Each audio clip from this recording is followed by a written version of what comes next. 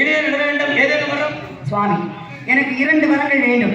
முதல் வரமாக என்னுடைய நாடும் நாட்டில் வாழும் மக்களும் நோய் நொடிப்பினை இல்லாமல் நீண்ட ஆரோக்கியத்துடன் மாதமும் மாறி மழை பொழிந்து நீண்ட செல்வத்தோடும் குறைவில்லாத ஆயுளோடு மன மகிழ்ச்சியோடு வாழ வேண்டும். இது நாட்டு மக்களுக்காக ஒரு வரம்.